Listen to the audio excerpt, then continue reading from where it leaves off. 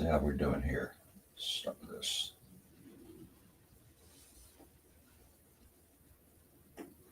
I think we're live now, and this is the well, I call it hiccups.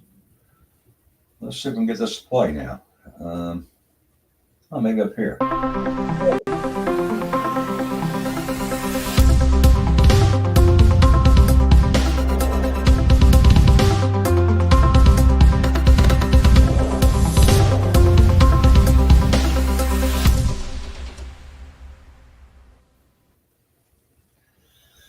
Oh, how's it going for a Monday? This is my half-hour hiccups, which is where I get the hiccup for a half an hour, which is plenty of time, and do it again tomorrow. And a lot of things on this one. I just got back. We're going to go over jury duty. I just went to that this morning, and we were able to get dismissed. But there's something I learned since I haven't been there in 20 years, and things changed. So we're going to go back in a minute. First, we're going to go back here to this. I filed a, let's see if this is the right one right here. I think so. Spin this up here. Yeah. This is an update. I did put my appeal on here last time, and the reason I put this out here, what I'm doing, I just filed this now. I've never done this before. I have no idea what I'm doing here, wrong or right or what. Actually, I'm putting it up there so that you can know exactly what not to do if you're appealing a case. You can use this as a chart, as a failure, as a sample. But this is how I got it. I went to YouTube and watched some videos on how to do an appeal. And there's several attorneys on there. And I did find one I liked a lot. She put it in print on the paper. And a lot of them I find too much talk and not enough substance. I like to get around to the point instead of, and they do like I do when I'm doing one of these shows, too much talk and not enough substance. Well, it's a little different, but anyway, they're attorneys. I think they could do it with more or less talk, and she did. The one I found, I kept that in my favorites. So I go back to that one on YouTube if I got any questions, anything they got on there about elections and that. But so anyway, they laid it out kind of who you are, this, that. So it was very helpful. I guess it was. We'll find out. But anyway, I filed this the other day. It cost $35 to file an appeal. It cost me $400 originally to get the case going, and another $35 to appeal it. Yeah, well, why not? It's only that much. Yes, definitely. And let's see if we can get it sent back to into a lower court that will consider this. I think it's very important. There's so many things this has deeper than just the election there. It's a lot deeper than that. Doing a redo a District 5, a recall District 5, would help generate more, can't quite find the words, but anyway, more enthusiasm, more interest in what's going on in our elections, I think, to the general public by redoing it again and bringing it up. That would draw attention to it and how low the voting is and how we need to get more into it. Doing a paper ballot, well, we can eliminate the machines and then the fraud if the votes come out about the same. If they don't come out the same and they come, quietly tilted, then we know that this election needs to be we are doing it, and it was good that we're doing it, but also not only this election needs to be, ready, but we need to take a look over at the counting room and the people in there, which there's a lot of questions there, a lot of suspicions, a lot of questions, and a lot of things that need to be looked at. But this would be more solid evidence to how could you not look over there if this does. So anyway, it would answer a lot of questions. And one of the things I want to do, and I don't know if we can do it or not, I've asked I saw the ROTC sergeant at the, I don't know what he was. He was I don't know what he was, a sergeant or an ex-military person, whatever, but he oversees the ROTC for high school. And he was at the school board meeting with some of the ROTCs down there, and I had a chance just to run this by him. I'm just trying to get of course, they look at me like I'm asking them to do something illegal or something, I guess, but I asked him, and I called the Girl Scouts, and I call the Boy Scouts, and this guy, the ROTC. I would like to get these kids involved in counting the votes. That's what I'd like to use to count the votes. It's not choosing a side, a party, or nothing. It's just a system. It's part of the system, and it's good to know it. And it's good for them to be exposed to it. And it's everybody's place to be exposed to it. And I think at an early age to expose them to it would be good. I don't think this would be bad. I think this would be good. And at the same time, so there are so many reasons why we need this granted, and these are the reasons why it probably won't be granted, because these are the things the city does not want. The government does not want people getting involved. They've spent decades and tons of our money keeping us dummied down, and they want to make sure we stay that way. So anything you do that's possibly is going to affect their world, our government world, they're going to fight it here locally. So anyway, that's what I'm trying to do, get more people involved in that. But anyway, Clint here, he's the administrator. After the other one stepped down, the video came out from the whistleblower, and all kind of crap hit the fan, and everything's settled down, but no, and nothing's changed. Anyway, he's administrator. I've got problems. I got questions. And for 2 years, I've been trying to, since he's been in there, he's been dodging me, won't answer them. So I had a chance to catch him at a meeting so I can ask him live in front of people. And I'm going to play this. We'll see how it comes out. I hadn't listened to it completely in a little while. Let's see. Apparently, it looks like it's about 1:17, so that's not too long. But we'll play this. I asked him, and he's still dodging me. I've got a couple of questions. One is, we have strong belief that votes were destroyed in District 5 in the last election, maybe the last 2 elections. There's no doubt when the votes keep going up 4 elections in a row, and then all of a sudden they drop by 50%, something's wrong. And my votes alone, I ran 4 times in District 5. The last 2 elections, mine have been over 600 each time, going up in the beginning. I got 113 write-in votes for me. You know what I got in 25? 67 votes. Dropped by 90%. You know what we're asking for? We're asking, which I got a court case. I probably won't get it because I don't have a legal mind. And we don't have anybody helping. And Clint, you never would come on and do an interview for our show. I see you everywhere else, but you won't do ours. And I'm asking you again, will you come on our show at the end of the month and take some serious questions so we can ask these real questions? There's not time here to go over this right here. But what I want to tell you is we honestly believe votes are being destroyed. Do you not believe that? Thank you very much. You're welcome.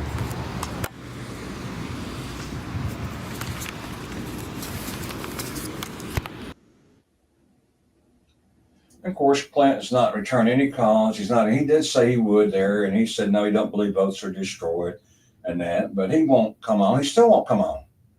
And they hadn't had a meeting since then. If I do, I'll go back to their meeting, and it's I keep forgetting their name, but anyway, I mean, I'll go back and explain to those people that, look, that's why I did it. I had to come here and catch him here, and he still ain't. These are the kind of people we don't need working in our system. Now, I don't understand why. Oh, you know what? I got the camera off, but that's okay. But as long as the voice been coming over, it's fine.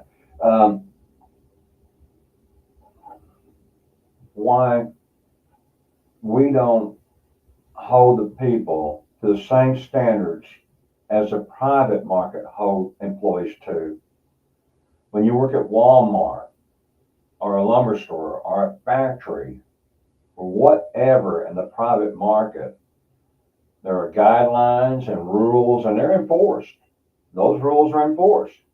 You show up late to work 2 or 3 times, I have a good feeling most jobs you're probably not going to have that job anymore. I think in most places. Now, I have not had to go out and work in the workforce in years now, unfortunately, and I don't know if anything's changed.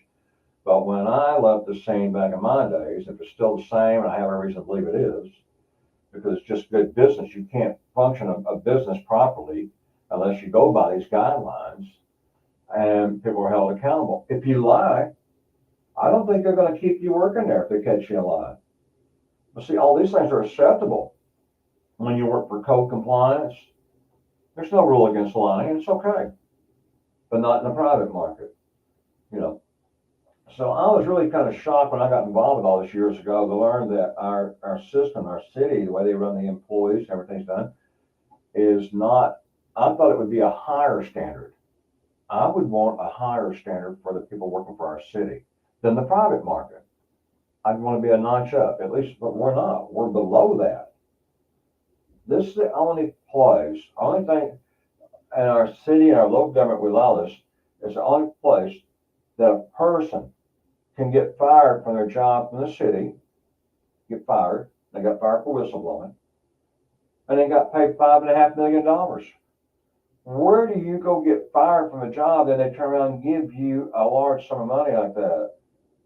Police Chief Fitzgerald got fired for blowing the whistle on Mayor Bessie Price that was robbing a city. He caught her robbing it. And they fired. She had him fired. Okay? Got fired. And it's not a place I know you get fired, but and most places you get fired, it's a mark on your record and everything. And here, you get a reward. You get 5.5, it becomes a millionaire. That's just insane. And I'll tell you what's insane is that everybody should be asking Maddie Parker, why did she vote yes to give $5.5 million to Fitzgerald? Legitimate question to ask her. You're silly not to, okay? Don't be afraid of this woman down here. I don't mean to insult people, but it's really silly to let this woman rob us like this and be afraid to pick up the phone and call and just ask a legitimate question. Once you ever break that ice with them, that fear will go away. Trust me. And then you'll start feeling like, like, why didn't I do this before? Why did I allow this to keep going? That's what you had to say then. But nevertheless, that's what we're trying to work at. And I think the main thing is, I've talked to a lot of people, I agree, school board, trying to get to that school board thing. That is something. Also, came to mind because I was just talking to a candidate for senator in District 9. And District 9 covers a small part of Fort Worth on the east side here, and more or less the east-north edge of Fort Worth, I believe. I hadn't looked at the map, but I think it covers a small part of Fort Worth on the east side. And if you're a registered voter, you got 2 candidates running, and one male and one female. And when I called, or I tried to call, or I sent an email out, or I signed up to the mail, I ain't got his name in front of me, but her name in front of me right now. So let's go male and female. That'll cover it, huh? You'll know which one I'm talking about real easy. Mr. Male hadn't responded yet. He has no phone on his website. And this is something about local voter education I'd like to try to get across to people, I'd like to get it taught to schools. Candidates need to put contact, phone, stuff like that. Candidate I want to vote for, I want to talk to them. I don't want to talk to them through email or through texts. You don't know who in the hell you're talking to when you're doing that. And you don't get body language. It's a too important job to be able to just listen to a few emails or that. I want to talk to them. I want to hear them. I want to sound them out. I want to see if they can speak. I want to see if they're alive, or did someone place them there, because you never know with emails. So I want phone numbers. They should always put a phone number. And that's the thing about local voting. When you vote for someone, they should have a phone number. And you should be able to ask questions. And that. So that is the kind of candidate we need to get back in office. And they're getting in without that.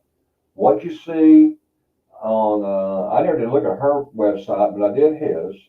And what it really just says, join our team, give money, and support. It doesn't really say, it might say about me, but like I say, you're not going to put anything negative on there about yourself.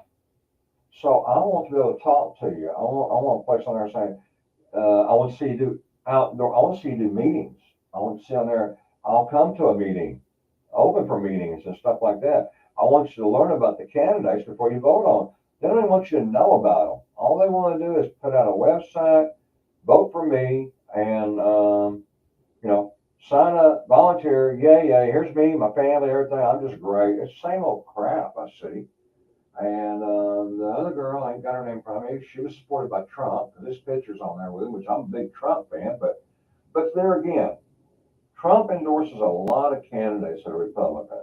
And I don't think he has time to really vet them completely or whatever, because he has a lot to do. He's got a staff, a country to run.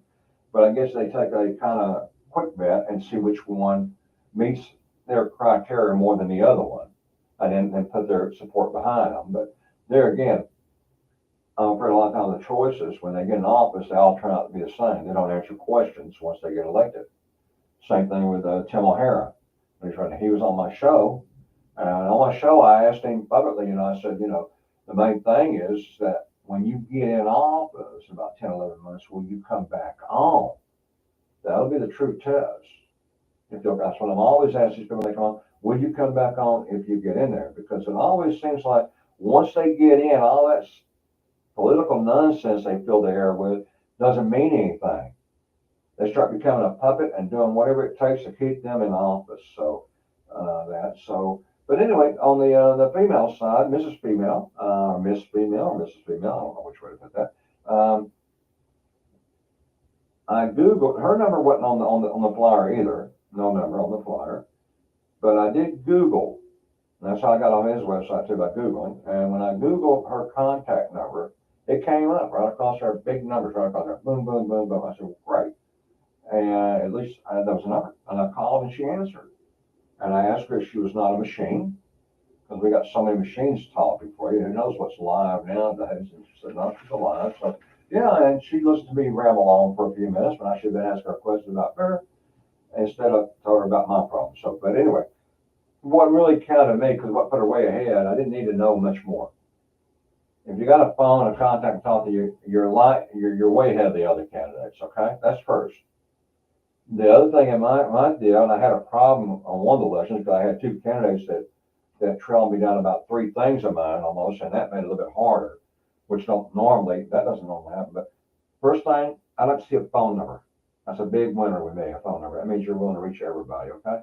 Two, I like seeing people run for the same office again because they're running for an issue. I ran for the same office 5 times. And it doesn't matter if I win, lose, what, the same issues that started me running from the beginning are still sitting there. And they're not going to change until we put someone in office that will change those issues. And they're good for our city. And so that's what I've been running on. Issues. Not to be a puppet. Not because I want to be for Phil's seat like these people we have down there doing now in First Council and Mayor. But nevertheless, that's what I like to say. That's 2 of them. One is if they run for the same seat again, that's good. And if they have a phone number. And then 3, I think there's another one, but I'll have to figure it out. I don't know. I at least got those 2 that usually you don't get past the first. It's very seldom you get one that has a phone number. And then run for the same seat because you never see the same people again. They don't come back. I'll tell you what number 3 is. That's it. The other thing that I might move it up over to running for the same seat again. I mean, I want to run for the same seat. It might be the first time I run, so I could be running for the same seat again. So first, phone number. Second, I'd like to see them involved with civic duty before they run. These people running for council and mayor, I'd like to see them at a bond meeting, a budget meeting, a council meeting, at City Hall before they run for. Half those people sitting up there have never been to City Hall. And they're saying different people's never been there. Of course, she was put in there by a rigged election, 100% rigged, and she knows it. She knows it's rigged. How can anybody take solace? And I can't do that. I have a conscience that won't allow me. If I don't win it fairly, I'm not going to do it. That's all there is to it. Plus, when it comes to Judgment Day, you're not going to get the same treats you get here. So anyway, that's their problem, not mine. But now, here's the thing on. That's out. Let's go this one here. Jury duty. When I got this was something else. I wasn't going to answer. They said all this needed to be filled out. We got dismissed today, so I didn't have to even go up there to do this. We got lucky. She told the whole group there. We got lucky. There was like 13 cancellations or something. So they were able to dismiss us, cut us a check for $20 and let us go. I didn't have to even look at it. But they said this had to be filled out, or I didn't get up there to find out. They're going to make me fill these parts out. But these parts, I'm not applying for a freaking job or a government job or anything. We're just going there to give an honest answer. We're there to listen to the case and give an honest point of view on who's right and who's wrong. That's it. And it doesn't matter your education level on that. You be honest. Doesn't matter. I know a lot of people that got scholarships I wouldn't trust anywhere in the world. I wouldn't trust my pet vote districtors. So that don't mean anything. I'm not going to answer that. I don't see where it has an effect on this. None of the business. You just asked me if I ain't got enough sense to give you a common sense answer, I shouldn't be here, period. If you have a driver's license and get here, then you got enough sense. My occupation. Well, I was going to put down male stripper, but I don't think there's too much sense of humor in that. And then work phone, no. My employer, no, it's none of your business. I work for the mafia. I was going to put that down, but I thought best to leave this alone. Work schedule. Well, now this one has a little bit of merit to it, sure. If you got a tight work schedule, you might not want to select you to be on a jury that might really tie up time. So I did mark the part time down, and I didn't put any hours or anything because I can't. There's no field, but I did put part time. That one has merit. Okay, I'm with it. Length of employment. None of your damn business. I've been there 1 day or 100 days. I don't care. It's none of your days. None of your business. How long I've been there. What's that got to do with making it sound? I might have just moved here or just changed jobs, and I put down, 2 months. How's that going to look? Not like I'm stable. They may make a wrong decision on this. So it could be misleading. I'm not about to put that in there. Spouse's name? Well, let's jump over here. There's another page on this side here to the left of it. And it had a little bit more. I didn't copy that part of it. It does have the main stuff, your address, your name, all that stuff that's vital. I don't mind all that normal stuff. And then it came down here to, you check the box for male, female. And I went in and hit male. Maybe they don't get too many males on one to mix it up, female and male, to try and make a jury more. I could see some merit there, okay? Because you want your jury mixed up as much as you can to get a fair jury. Marriage status, now that I don't see. As unmarried people more unstable than married ones, so we put them over under. I don't like that. I didn't answer it. No, I didn't answer that. So over here, when it says spouse's name, you say marriage status. And there was one more on here, and it said and race. Well, hell, those lawyers, when you said they pick out a jury, they can decide that for themselves, okay? I don't need to put it down. They can see that for themselves. They're going to ask you questions. So I thought that was, and plus, there again, we're supposed to get honest people to decide on an issue, whether it's right or wrong, and we don't need scholarship professors or anything like that to make these decisions. As a matter of fact, the best decisions come from the people with lower education from the outside world and more common sense and more street smart. Those will give you the best. Not this. But anyway, we need a mixture in there, like they said. But anyway, so spouse's name, no. And then my spouse's employer. She's not even there. And my spouse I was going to put spouse hooker. That's what I wanted to put there. And work schedule, 24/7 and full time. We need all the money we can get. Length of employment, since became of age. How's that? Number of children, how you like that one? They want to know how many kids and their ages. Okay.